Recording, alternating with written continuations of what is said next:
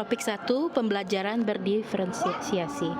Kelompok Ade Trisna Budiarti, Hukama Rizky Yuriansyah, Ermalati Putri, Sri Toat Mulyaningsih, Bolivani Novrianti, dan Nanda Aprilita.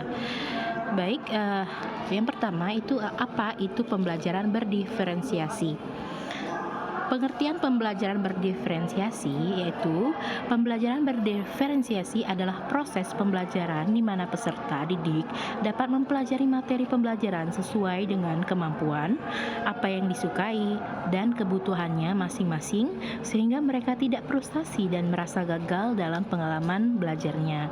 Menurut Brooks dan Mage 2010, Fox and Hoffman 2011, and Tomlinson 2017. 3.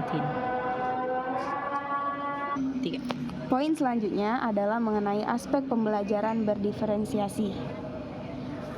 Dalam pembelajaran berdiferensiasi, ada 3 aspek yang bisa dibedakan oleh guru agar peserta didiknya dapat mengerti bahan pelajaran yang mereka pelajari, yaitu yang pertama, aspek konten.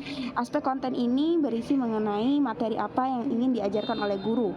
Yang kedua, aspek proses atau kegiatan-kegiatan bermakna yang akan dilakukan oleh peserta didik di kelas. Yang ketiga, ada aspek asesmen, yaitu berupa pembuatan produk yang dilakukan di bagian akhir yang dapat mengukur ketercapaian tujuan pembelajaran. Menurut Tomlinson 2001, ada 3 cara untuk memetakan kebutuhan belajar peserta didik, yaitu yang pertama, kesiapan belajar peserta didik atau readiness. Kesiapan belajar atau readiness adalah kapasitas untuk mempelajari materi baru. Sebuah tugas yang mempertimbangkan tingkat kesiapan peserta didik akan membawa peserta didik keluar dari zona nyaman mereka. Namun dengan lingkungan belajar yang tepat dan dukungan yang memadai, mereka tetap dapat menguasai materi baru tersebut. Yang kedua yaitu minat peserta didik. Minat adalah salah satu motivator yang penting bagi peserta didik untuk dapat terlibat aktif dalam proses pembelajaran. Seorang guru dalam merancang pembelajaran memiliki tujuan mempertimbangkan minat peserta didik, yang diantaranya yaitu membantu peserta didik menyadari bahwa ada kecocokan antara sekolah dan keinginan mereka sendiri untuk belajar. Yang kedua, menunjukkan keterhubungan antara semua pembelajaran. Dan yang ketiga, menggunakan keterampilan atau ide yang familiar bagi peserta didik. Yang selanjutnya yaitu profil peserta didik. Profil peserta didik terkait dengan banyaknya faktor seperti bahasa, budaya, kesehatan, keadaan keluarga, dan khususnya lainnya.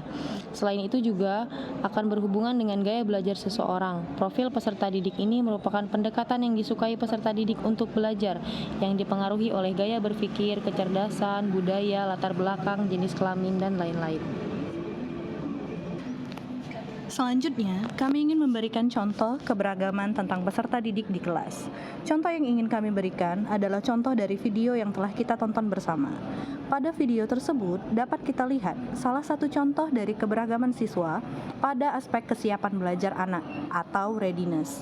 Keberagaman ini dapat diidentifikasi dengan memberikan 3 jenis soal yang berbeda, lalu kita dapat mengetahui jenis keberagaman siswa dalam kesiapan belajar untuk materi yang akan dibahas. Setelah mengetahui keberagaman tersebut, maka guru dapat mengaplikasikan pembelajaran berdiferensiasi.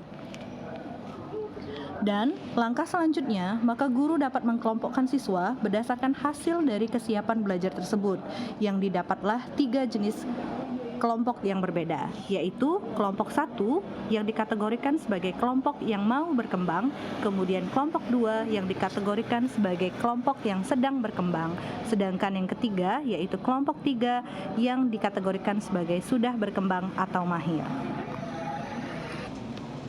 Zone of Proximal Development ZPD.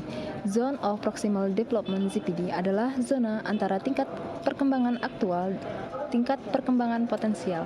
Setiap peserta didik memiliki ZPD yang berbeda-beda, maka dari itu, bimbingan dan instruksi dengan kadar yang sesuai sangat dibutuhkan untuk dapat mengembangkan potensi masing-masing siswa. Selanjutnya, mapping peserta didik. Dalam video tersebut, mengingat contoh yang tadi sudah disebutkan, guru mengelompokkan siswa berdasarkan kesiapan belajar atau readiness. Dalam hal ini, Aktivitas belajar ini sesuai dengan teori ZPD. Setelah itu didapatkan 3 kelompok dan semua kelompok diberikan soal yang berbeda atau setiap kelompok memperoleh materi yang berbeda sesuai dengan tingkat kesiapan belajar. Pada teori ini terdapat 2 level untuk ukuran kemampuan dan potensi peserta didik, yaitu tingkat perkembangan aktual dan tingkat perkembangan potensial.